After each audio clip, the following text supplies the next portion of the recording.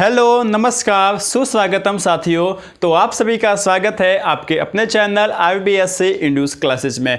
और आज जो है हम विशेष रूप से निखिल शर्मा जी का स्वागत करेंगे। वो जो है हमें बहुत ही याद करते रहते हैं और सपोर्ट भी करते रहते हैं। निखिल शर्मा जी, हमें बहुत ही उम्मीद है कि आप जो है अच्छे से होंगे, आपका स्वास्थ्य अच्छा होगा और जो है आप अपनी पढ़ाई अच्छे से कर रहे होंगे। और हम जो है पूरी भगवान से ये प्रार्थना करेंगे कि आपका जो है इस साल 10th में रिजल्ट अच्छे से अच्छा है। ठीक है, तो चलिए अब जो है हम आज आगे कंटिन्यू करते हैं। देखिए दोस्तों, आज जो है हम एक नया चैप्टर स्टार्ट करेंगे जो कि क्या है, चैप्टर नंबर 5, अध्याय नंबर 5 है, जो कि कौन सा है, हमारे दैनिक जीवन में रसायन। ठीक है दोस्तों, देखिए दोस्तों 2020 के अकॉर्डिंग हम चल रहे हैं। और तो बात करें तो पहले ये जो चैप्टर था ना 4 नंबर का, ठीक है दोस्तों 4 नंबर का चैप्टर था, लेकिन अब जो है यह आपका 7 नंबर का चैप्टर बन चुका है। कितने नंबर का? 7 नंबर का। तो इसका मतलब ये बहुत ही अब इंपॉर्टेंट चैप्टर हो गया है। तो आप जो है इसे बहुत ही अच्छे से पढ़ना। अब हम बात करते हैं दैनिक जीवन में रसायन की। दैनिक जीवन का देखिए यहाँ पे मतलब क्या होता है। दैनिक जीवन मतलब हमारे डेली रूटीन में काम आने वाला। ठीक है, जैसे कि डेली हमारे क्या होता है, पूरा जो जितना भी डेली रूटीन है जो डेली चलता है, जैसे कि खाना खाना हो गया, ब्रश करना हो गया, जितने भी डेली में काम आने वाले चीज़ जो है ना, जो आपका रूटीन है उसमें जो है काम आने वाले रसायन। ठीक है, मतलब मैं एक तरीके से आपको ये बताऊँ कि हमारी जो लाइफ चल रही है ना, हमारा जो जीवन चल रहा है ना, वो इन रसायनों की वजह से ही चल रहा है। यदि हमारे जीवन में रसायन हो ही ना, यदि रसायन होते ही नहीं ना हमारे जीवन में, तो हमारे जीवन की कल्पना ही नहीं हो सकती थी। पूरा काम मतलब A से लेकर Z तक आप ऐसा समझ लीजिए कि पूरा काम जो है वो सिर्फ और सिर्फ रसायन से ही होता है। तो रसायन जो है इसका बहुत ही इंपॉर्टेंट है, बहुत ही इंपॉर्टेंट रोल है हमारी लाइफ में। ठीक है दोस्तों, तो क्या क्या रसायन वो होते हैं, किस तरीके से हम इसको पढ़ते हैं, तो हम जो है इसका पूरा डिस्कशन इस चैप्टर नंबर 5 में करेंगे। तो सबसे पहले देखिए दोस्तों, इसमें बहुत से आपके परिभाषा आएंगी, बहुत सी हेडिंग आएगी, सब कुछ जो आपको समझने को आएगा। तो हम क्या करेंगे, साथ ही साथ यहाँ पर जो है वो याद करते चलेंगे। पहली बात तो यह कि साथ ही साथ आपको वीडियो में याद होना चाहिए। दूसरी बात क्या कि जो मैं आपको पढ़ाऊंगा ना, उसके नोट्स जो है आपको इस वीडियो के मतलब इस चैप्टर के जितने भी वीडियोस होंगे ना, उसके डिस्क्रिप्शन बॉक्स में मिल जाएंगे आपको। तो उस वीडियो को देखने के बाद उस चैप्टर के जो है आपको नोट्स भी मिल जाएंगे।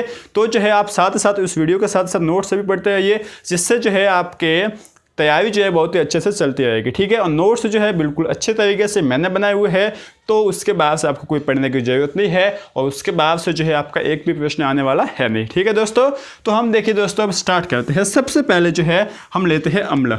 क्या लेते हैं? अम्ल। सबसे पहली हेडिंग है अम्ल। आप जो है आप भी चाहो तो हेडिंग लिख लीजिए, नहीं तो जो है हम समझ लेंगे, नहीं तो जो है आपको नोट्स में मिल जाएगी अम्ल। अब देखिए दोस्तों, अम्ल जो है वो होते क्या है। देखिए, आपने जो है कभी नींबू खाया होगा, नींबू तो खाया होगा, खट्टी इमली भी खाई होंगी। ठीक है दोस्तों, कभी जो है आपने ऐसे कोई खट्टी चीज़ तो बहुत सी खाई होंगी। तो जो वो खट्टी चीज़ होते हैं ना, उन खट्टी चीज़ों में क्या पाया जाता है? अम्ल। ठीक है, तो अम्ल की जो है वो परिभाषा हम लिखने जाए ना तो क्या होती है। देखिए दोस्तों, अम्ल की वैसे परिभाषा आपको देखी होगी कि ऐसे पदार्थ जो स्वाद में खट्टे होते हैं। क्या? ऐसे पदार्थ जो स्वाद में खट्टे होते हैं और नीले लिटमस पत्र को लाल कर देते हैं। ठीक है, क्या? नीले लिटमस पत्र को लाल कर देते हैं। अब ये यहाँ पे आ गया एक शब्द लिटमस पत्र। क्या शब्द आ गया है? लिटमस पत्र। ठीक है, लिटमस पत्र। अब ये लिटमस पत्र जो है वो होता क्या है, इसको हम समझते हैं। देखिए दोस्तों, लिटमस पत्र जो है एक ऐसा कलरफुल कलर होता है, या तो लाल कलर का होगा या नीले कलर का होता है। 2 कलर का ऐसा पेज ही होता है, ऐसा समझ लीजिए कि एक कागज़ होता है। अब इस कागज़ की मतलब खास बात क्या होती है कि जब भी हम इस नीले कागज़ को जो है वो अम्लों में डूबेंगे ना, या उसके ऊपर अम्ल की बूंदे डालेंगे ना, तो वो नीले से ऑटोमेटिकली लाल हो जाएगा। ठीक है दोस्तों, तो ये जो है आप याद रखना कि लिटमस पत्र जो है वो अम्लों की पहचान करने में काम आता है। तो अम्ल आपको पता चल गया क्या होता है। ऐसे पदार्थ जो स्वाद में खट्टे होते हैं और नीले लिटमस पत्र को लाल कर देते हैं। जैसे कि हम एग्जांपल ले, एग्जांपल आपको दिख गया होगा, जैसे कि आपको एसिटिक अम्ल दिख गया होगा। ठीक है, मेथनोइक अम्ल दिख गया होगा। इसका है और भी एग्जांपल बताऊं, जैसे कि HCl हाइड्रोक्लोरिक अम्ल, इसे हम क्या कहते हैं? हाइड्रोक्लोरिक अम्ल। देखिए दोस्तों, मैं जो आपको बताता ना वो के साथ साथ आप याद भी करते चलिए। जैसे कि HCl को हम कहते हैं हाइड्रोक्लोरिक अम्ल। ठीक है दोस्तों, तो इससे जो है आप याद भी कर सकते चलिए। हाइड्रोक्लोरिक अम्ल हो गया, आपका एसिटिक एसिड हो गया, नाइट्रिक अम्ल हो गया HNO3, ये जो है आपका नाइट्रिक अम्ल है, इसे हम नाइट्रिक अम्ल भी कहते हैं। ठीक है दोस्तों, तो ये जो है अम्ल के उदाहरण है। तो अम्ल जो है क्या होता है, क्या डेफिनेशन है, ये जो है आपको समझ में आ चुका होगा। अब हम क्या पढ़ते हैं कि जो विभिन्न, जैसे कि आपका नींबू हो गया, दही हो गया, दही भी खट्टा होता है, इमली हो गया, इसके साथ बहुत से ऐसे प्राकृतिक स्रोत है। तो हम अब क्या पढ़ेंगे कि जो अम्ल है ना, उसके प्राकृतिक स्रोत क्या क्या है और यह उनमें किस रूप में पाया जाता है। ठीक है दोस्तों, तो अब देखिए दोस्तों, आपको अम्लों की उपलब्धता जो है किस किस में किस रूप में होती है, ये आपको जो है यहाँ पे दिखाई गई है।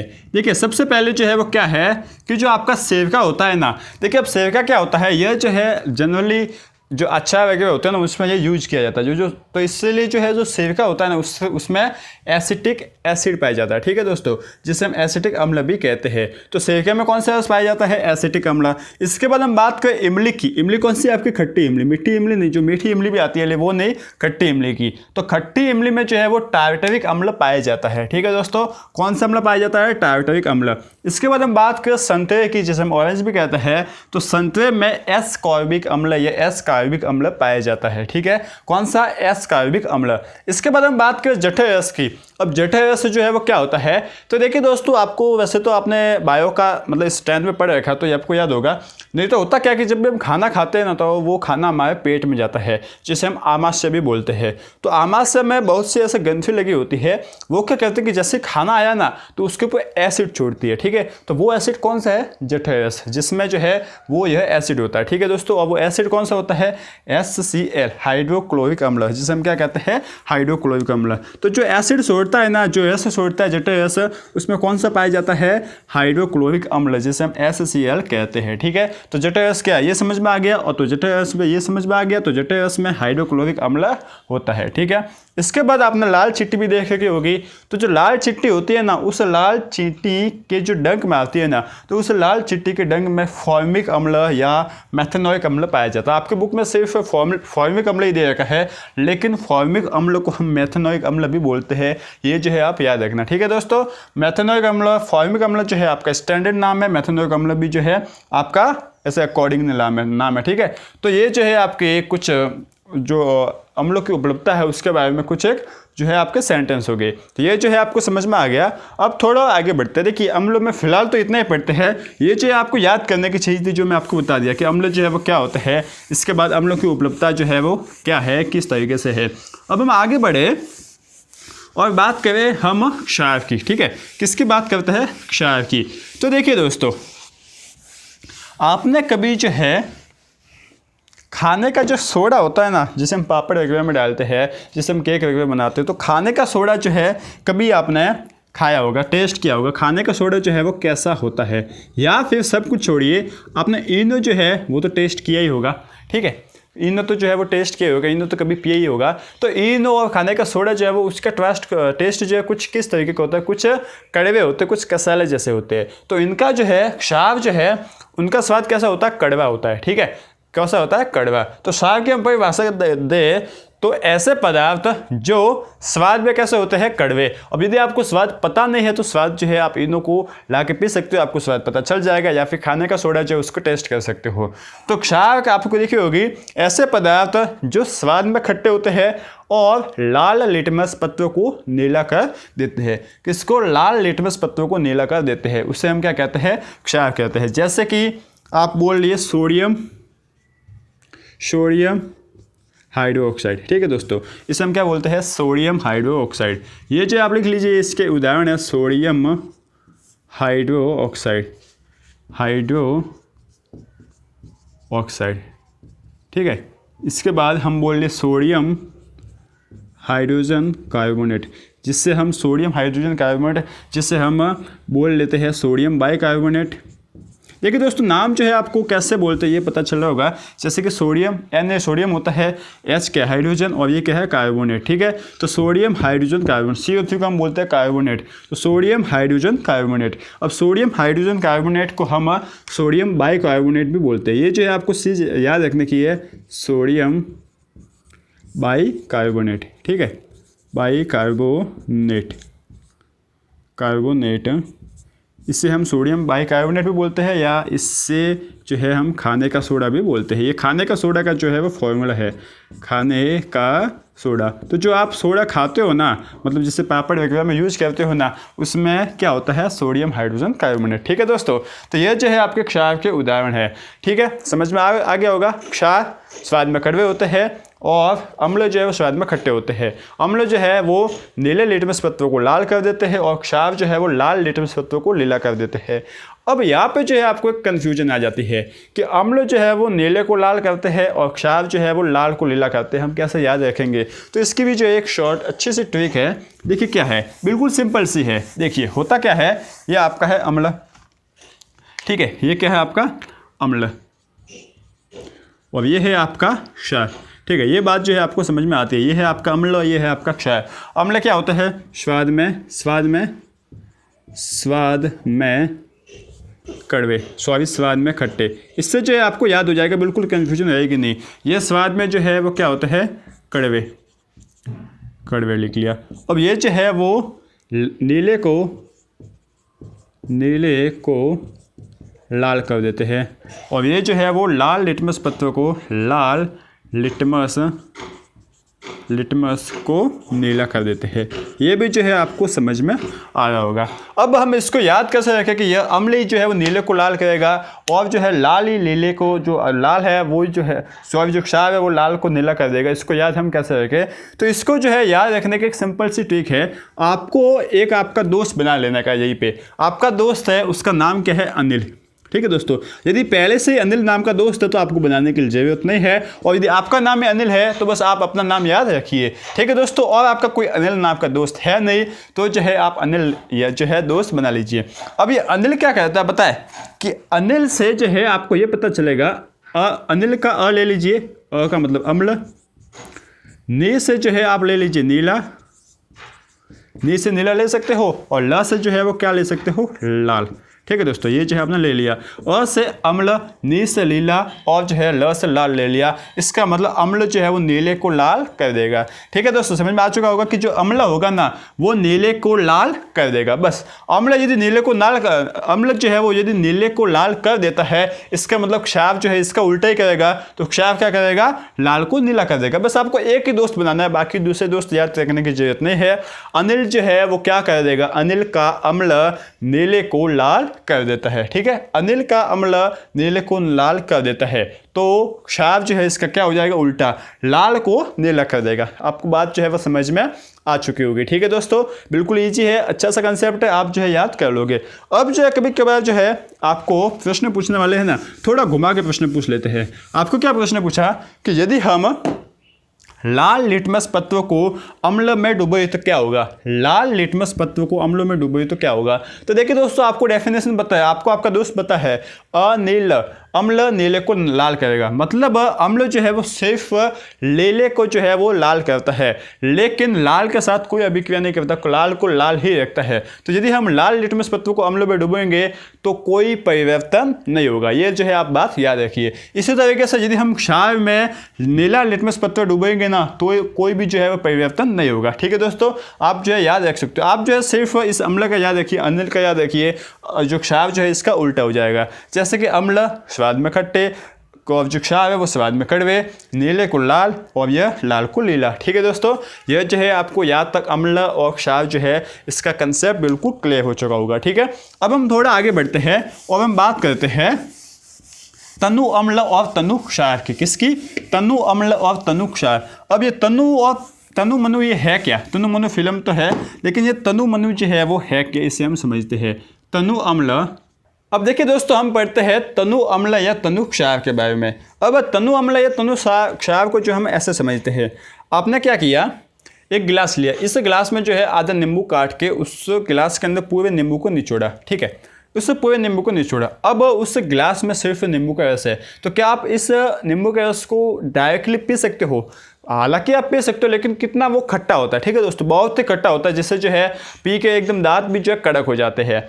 तो उस कंडीशन में तो हम पी नहीं सकते। क्यों नहीं पी सकते? क्योंकि उस गिलास में सिर्फ नींबू का रस है, ठीक है, मतलब सिर्फ और सिर्फ उसमें अम्ल है। लेकिन जब हम इस नींबू जो गिलास है उस गिलास में पानी मिला लेते हैं ज़्यादा मात्रा में, तो होता क्या, हम जो है उसे आराम से पी लेते हैं, हमें जो है उल्टा टेस्ट में लगता है। ठीक है, तो हुआ क्या, हमने यहाँ पे जो है वो उस नींबू के रस में पानी मिला लिया। इसका मतलब नींबू का रस है ना, वो हम नॉर्मल से हमारी भाषा में कहे तो पहले तो नींबू का रस गाढ़ा था, अब जो है इसे पतला बना दिया। तो उसी तरीके से तनु अम्ल या तनु क्षार की कुछ परिभाषा काम करती है। देखिए आपको बोल रखा है कि चूंकि या अम्ल और क्षार जो है ना वो जल में विलय होते हैं। और देखिए दोस्तों, एक बहुत ही बड़ा स्टेटमेंट है कि अम्ल और क्षार जल में विलय होते हैं।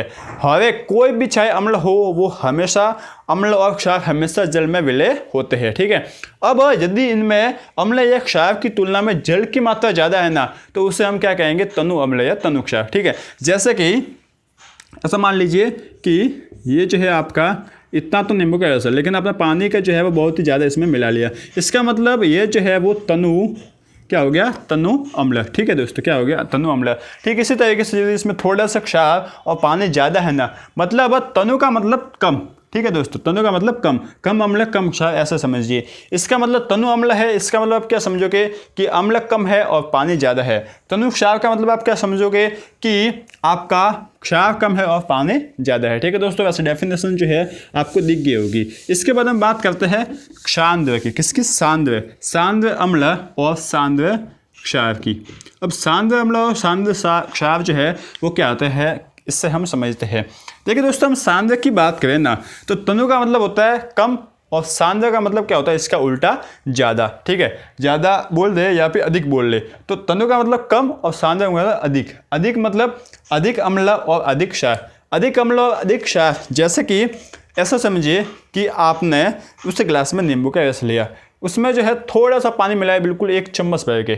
ठीक है, तो इस कंडीशन में आपका नींबू का रस जो है वो ज़्यादा है और पानी कम है, तो जो है आपको स्वाद जो है वो कड़वा लगेगा। या फिर उसमें आपने पानी मिलाया नहीं, तो होगा क्या, पानी कम और अम्ल ज़्यादा, तो इसे हम जो है वो सांद्र अम्ल कहते हैं। इसकी डेफिनेशन भी आपको देखी होगी, ये लिखी है कि जो अम्ल और क्षार जो होते हैं वो जल में विलय होते हैं। यदि अम्ल और क्षार की मात्रा जल की मात्रा से अधिक हो तो इन्हें सांद्र अम्ल या सांद्र क्षार कहते हैं। ठीक है दोस्तों, सिंपल सी बात है। तनु का मतलब, तनु अम्ल का मतलब कम अम्ल पानी ज़्यादा, और क्षार का मतलब अधिक अम्ल पानी कम। ठीक है, सिंपल सी बात है। और सांद्र क्षार का मतलब अधिक क्षार पानी कम, और तनु क्षार का मतलब कम क्षार और पानी ज़्यादा। सिंपल सी बात है, आप जो है इससे समझ जाओगे। कहीं पर आपको हेडिंग मिल जाए, कहीं पर आपको देखा वो मिल जाए कि तनु अम्ल है, इसका मतलब इसमें पानी की मात्रा ज़्यादा है। ठीक है दोस्तों, तो यह जो है आपका तनु अम्ल और सांद्र अम्ल वाला कंसेप्ट है। इसके आगे जो है हम पढ़े और जो है एक और नया कंसेप्ट स्टार्ट करते हैं। अब देखिए दोस्तों, हमारा अगला टॉपिक है उदासीनीकरण अभिक्रिया, जो कि क्या है, मोस्ट है। ठीक है दोस्तों, तो आप जो है इसे अच्छे से समझना और अच्छे से यही पर याद करने की कोशिश करना। देखिए आपको दिख रहा है कि जब हम प्रबल अम्ल और प्रबल क्षार की अभिक्रिया कराते हैं तो लवण और जल बनता है। ठीक है दोस्तों, यह अभिक्रिया उदासीनीकरण अभिक्रिया कहलाती है और यह जो है वो ऊष्माक्षेपी अभिक्रिया होती है। इसे जो है हम अच्छे से कंसेप्ट बाय कंसेप्ट समझते हैं। देखिए, जब हम प्रबल अम्ल और प्रबल क्षार की अभिक्रिया कराते हैं, अब देखिए दोस्तों मैं आपको बताता हूँ, आपको जो है अम्ल का मैंने उदाहरण बताया था। तो अम्ल का जो है एक एग्जाम्पल हम ले लेते हैं, एक यौगिक ले लेते हैं। मान लो ले लिया HCl। ठीक है दोस्तों, HCl क्या है, आपका हाइड्रोक्लोरिक अम्ल। क्या है, इसे हम कहते हैं हाइड्रोक्लोरिक अम्ल, आपको पता होगा। ठीक है, अब हमने जो है अम्ल का एक उदाहरण ले लिया हाइड्रोक्लोरिक अम्ल, और एक उदाहरण ले लेते हैं क्षार का। ठीक है, क्षार का हम उदाहरण ले लेते हैं सोडियम हाइड्रो ऑक्साइड। क्या ले लिया, सोडियम हाइड्रो ऑक्साइड। ये भी जो है इसे हम लिख लीजिए sodium hydro oxide, hydro oxide लिख लीजिए। अब जो है ये आपने एक प्रबल अम्ल ले लिया और एक आपने ले लिया प्रबल क्षार। इतना जो है आपको समझ में आ चुका है। अब आपने क्या सोचा कि मैं यहाँ पे जो है वो इस अम्ल और क्षार की अभिक्रिया करा के देखता हूँ। अम्ल और क्षार की जब मैं अभिक्रिया कराऊंगा तो मुझे क्या मिलेगा। ठीक है दोस्तों, तो आपने क्या किया, अम्ल और क्षार HCl प्लस NaOH, इन दोनों की जो है वो अम्ल और क्षार, इन दोनों की जो है आपने क्या करा ली, अभिक्रिया। तो जब आपने इन दोनों की अभिक्रिया कराई ना, तो यहाँ से क्या हुआ कि आपको जल और लवण प्राप्त हुए। क्या प्राप्त हुआ, जल और लवण। लवण कैसे, देखिए यहाँ से Na उठा लीजिए। ठीक है। यहाँ से उठा लिया आपने Na और यहाँ से उठा लिया Cl, तो यहाँ से जो है आपको मिला NaCl, सोडियम क्लोराइड। इसे हम क्या कहते हैं, सोडियम क्लोराइड। और ये जो है आपका क्या है, लवण। ठीक है, ये क्या आपका सोडियम क्लोराइड और ये है आपका लवण। प्लस आपको जो है वो क्या मिला, H2O। क्या मिला, देखिए H1 H2 और O, क्या मिला आपको, H2O। ये जो है आपको एक समीकरण पूरा मिल गया। जब आपने अम्ल, प्रबल अम्ल और प्रबल क्षार की अभिक्रिया कराई तो आपको जो है लवण प्लस जल प्राप्त हुआ। यह अभिक्रिया जो है क्या कहलाती है, उदासीनीकरण अभिक्रिया कहलाती है। और ये जो आपके पास NaCl आ गया ना, ये आपका किसका फॉर्मूला है, नमक का। इससे जो है एक तरीके से हम नमक भी बोलते हैं, क्योंकि ये नमक का जो है वो क्या है, फॉर्मूला है। ठीक है दोस्तों, ये NaCl आपके नमक का फॉर्मूला है। इतना जो है आपको समझ में आ गया। अब जो है हम क्या देख रहे होते हैं कि यह उदासीनीकरण अभिक्रिया जो है ना, जब हम प्रबल अम्ल और प्रबल क्षार का अभिक्रिया कराते हैं तो हमें एक उदासीनीकरण अभिक्रिया मिली। अब इसमें ये जो अभिक्रिया है ना, ये क्या है, ऊष्माक्षेपी अभिक्रिया। अब ऊष्माक्षेपी हम ऐसे तो याद कर नहीं सकते, इसको भी समझना पड़ेगा। तो ऊष्माक्षेपी का जो मतलब है ना, ऊष्माक्षेपी, इसका जो है देखिए दो होते हैं। एक तो ऊष्माक्षेपी, यहाँ पे लिख लूँ मैं ऊष्माक्षेपी, आप जो यहाँ से समझ ले जाओगे। और ये एक होती है ऊष्माशोषी। ठीक है, दो अभिक्रिया होती है रसायन में, दो अभिक्रिया होती है, एक तो ऊष्माक्षेपी और दूसरी होती है ऊष्माशोषी। ठीक है, ऊष्मा का मतलब ऊष्मा एक तरीके से हीट हो गई, और यहाँ पे है शोषी। शोषी मतलब सोखने वाली। तो ऐसी अभिक्रिया जिसमें ऊष्मा का अवशोषण होती है, ऊष्मा में कमी आती है, मतलब कुछ कुछ ऐसी अभिक्रिया भी होती है जिसमें जो है ना आप उस अभिक्रिया कराते हो ना तो वो विलयन पूरा ठंडा हो जाता है। ठीक है, तो उसे हम ऊष्मा शोषी अभिक्रिया कहते हैं, मतलब ऊष्मा का शोषण। क्या हो जाएगा इसमें, ऊष्मा का शोषण हो जाएगा। इतना जो है आपको समझ में आ जाएगा। अब ये जो है आपकी ऊष्माक्षेपी अभिक्रिया है। ऊष्माक्षेपी मतलब ऊष्मा जो है वो ऊष्मा बाहर निकलेगी, इसमें जो है ऊष्मा जो है बाहर निकलती है। जैसे कि एक सबसे बेस्ट आपको मैं उदाहरण बताऊं, आप जो है आपके घर, सभी के घर में वॉशिंग पाउडर तो होगा, तो आप थोड़ा सा अपने हाथ में वॉशिंग पाउडर लीजिए और बिल्कुल थोड़ा सा पानी लीजिए और इसे जो है आप रगड़िए, आपको जो है गर्म फील होगा। गर्म क्यों फील होता है, क्योंकि आपका वॉशिंग पाउडर जो है ना, जो सोडियम कार्बोनेट होता है, वॉशिंग पाउडर जो है आपका वॉशिंग पाउडर जल में मिलना जो है एक क्या है, यह ऊष्माशोषी अभिक्रिया है जिसमें ऊष्मा निकलती है। ठीक है दोस्तों, तो ये जो है ऊष्माशोषी अभिक्रिया का आपका सबसे बेस्ट उदाहरण है। और यह जो है आपकी उदासीनीकरण अभिक्रिया हो गई। यह जो है आपको पूरी अच्छे से याद करनी है। ठीक है, अब थोड़ा आगे बढ़ते हैं और यहाँ से जो है आपको एक नया टॉपिक मिल गया। अब इन 3 टॉपिक के बारे में हम इस पूरे चैप्टर में पढ़ेंगे। किन 3 टॉपिक, सबसे पहला तो था आपका अम्ल, दूसरा टॉपिक था क्षार, और अब तीसरा टॉपिक मिल गया है लवण का। किसका मिल गया है, लवण का। ठीक है दोस्तों, तो लवण का जो है वो टॉपिक क्या है, देखिए लवण क्या है इसे हम समझते हैं। तो अब जो है अगली हेडिंग है लवण। अब लवण को हम समझे। देखिए लवण जो है वो होता क्या है, जब आपने अम्ल और क्षार की अभिक्रिया कराई, क्या अम्ल और क्षार की अभिक्रिया कराई, तो उसमें जल के अतिरिक्त एक और उत्पाद प्राप्त हुआ, उस उत्पाद को जो है हम बोलते हैं लवण। ठीक है दोस्तों, बात समझ में आई होगी कि जब हम अम्ल और क्षार की अभिक्रिया कराते हैं तो उस अभिक्रिया में आपका जल के अतिरिक्त एक और उत्पाद प्राप्त होता है जिसे हम लवण बोलते हैं। जैसे कि मैं आपको एग्जांपल बताऊं, देखिए दोस्तों मैं आपको उदाहरण बताऊं, तो जैसे कि आपने अभिक्रिया कराई HCl। ठीक है दोस्तों, किसकी अभिक्रिया कराई, HCl। इसके बाद जो है आपने अभिक्रिया कराई NaOH। ठीक है दोस्तों, ये आपका अम्ल है और ये जो है आपका क्षार है। ठीक है दोस्तों, तो इसमें जो है वो होगा क्या कि जब आप अम्ल और क्षार की अभिक्रिया कराते हो ना, तो आप तब जो है आपको जल के अतिरिक्त, या तो जल तो मिलते ही है, तो जल के अतिरिक्त एक और उत्पाद प्राप्त होता है जिसे हम क्या बोलते हैं, लवण। ये जो है आपको मिल गया। ठीक है दोस्तों, तो ये जो है आपके लवण की परिभाषा आपको अच्छे से समझ में आ चुकी होगी। तो ये है आपका लवण। अब लवण के जो है वो बहुत से प्रकार होते हैं। ठीक है दोस्तों, लवण के प्रकार जो है वो भी बहुत से होते हैं, लेकिन उसको समझने से पहले हम एक कंसेप्ट समझ लेते हैं जो कि आपके दिमाग में नहीं आया होगा, लेकिन मैं आपको दिमाग में लाता हूँ। आपने उदासीनीकरण अभिक्रिया में क्या पढ़ा कि प्रबल अम्ल और प्रबल क्षार की जब हम अभिक्रिया कराते हैं, तो ये प्रबल अम्ल का मतलब क्या है, मतलब अम्ल ही समझना है हमें। जो है अब तक क्या समझ में आया कि अम्ल होता है और क्षार होता है, लेकिन प्रबल अम्ल क्या होता है ये तो जो हमने समझा ही नहीं। तो हम जो है अब टॉपिक समझते हैं प्रबल अम्ल।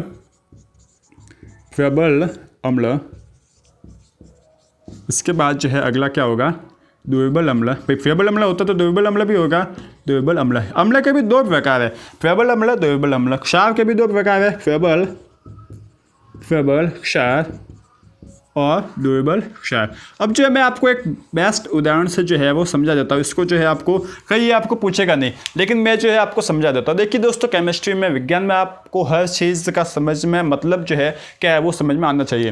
फेबल आप जो है, देखिए फेबल का मैं आपको बताता हूँ। आपने जो है, आपने कभी नींबू का रस पीते हो, आप कभी नींबू का रस डायरेक्टली बिना उसमें पानी घोले जो है वो बड़ी आसानी से पी नहीं सकते हो। और यदि आप पीते भी तो हो ना, तो जो है आपको क्या होता है कि मतलब आपके दांत एकदम कड़क हो जाते हैं। तो एक तो जो है आपने पिया नींबू का रस, दूसरी जगह आपने खाया संतरा।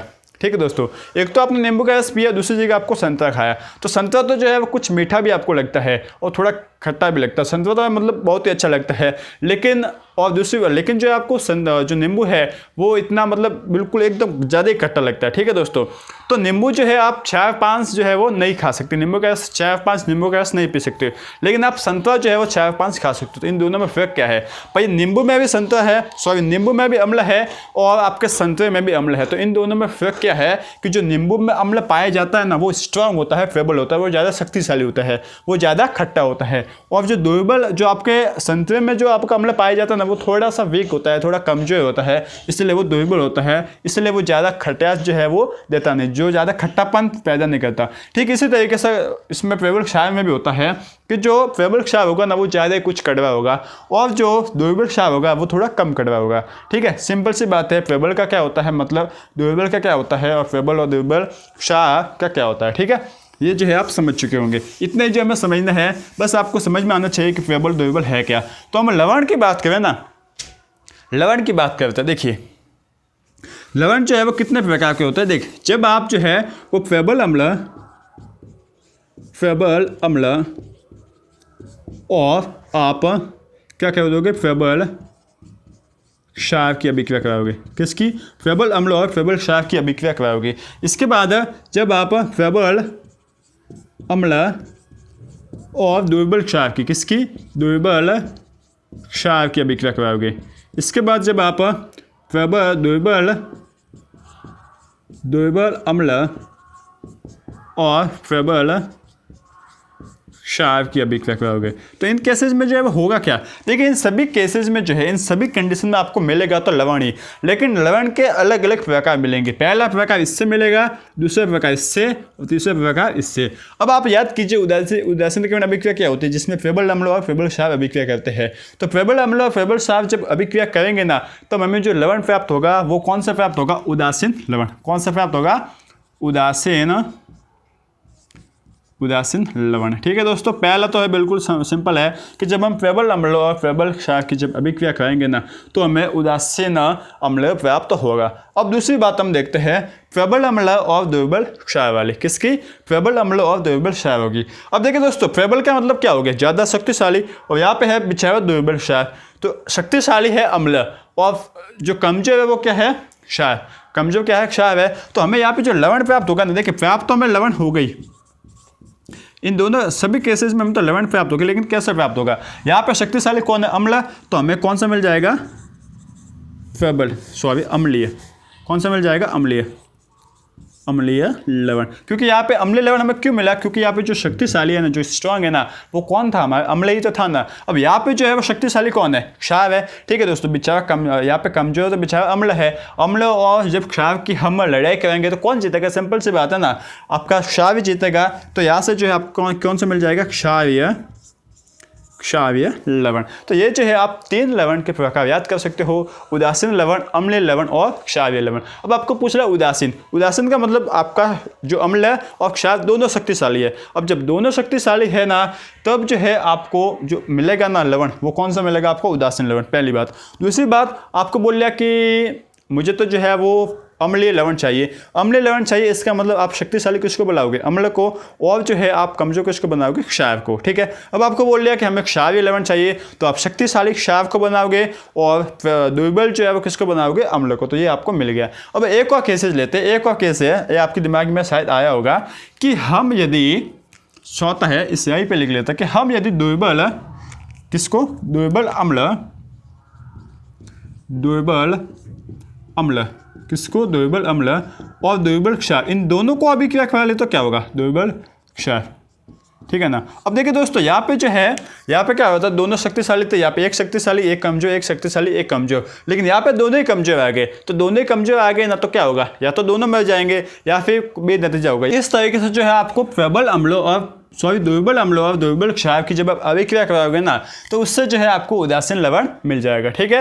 तो यह जो है आपके लवण वाले कंसेप्ट है। उम्मीद है कि आपको लवण वाले कंसेप्ट जो है बहुत ही अच्छे से समझ में जो है वो आ चुके होंगे। देखिए लवण क्या होते हैं और कितने प्रकार के होते हैं, ये जो है आपको मुंह ज़बानी याद हो गया होगा, ठीक है। तो उम्मीद है कि आपको आज का ये पूरा वीडियो बहुत ही अच्छे से समझ में आ चुका होगा और जो है आपका इस चैप्टर जो है इसकी शुरुआत जो है अच्छी हो चुकी होगी। और यदि शुरुआत अच्छी हुई है तो मैं आपको पूरा विश्वास दिलाता हूँ कि इसका जो अंत जो है वो भी हम बहुत ही अच्छे से करेंगे, ठीक है।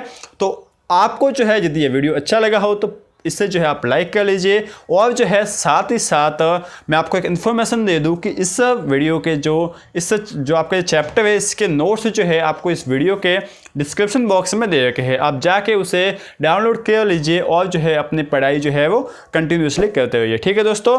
और साथ ही साथ आपको यदि यहाँ पे थोड़ा कुछ भी फ़ायदा हो रहा है, मज़ा आ रहा है, तो आप जो है हमारे चैनल IBSC इंडूस क्लासेस को सब्सक्राइब कर लीजिए और साथ ही साथ अपने जो क्लास आपके जो क्लास के जो व्हाट्सएप ग्रुप बनाए गए हैं और जो आपके दोस्तों के ग्रुप्स है उनमें जो है हमारे चैनल को शेयर कीजिए, ठीक है दोस्तों। तो तब तक के लिए आप पढ़ते रहिए और आगे बढ़ते रहिए, ठीक है।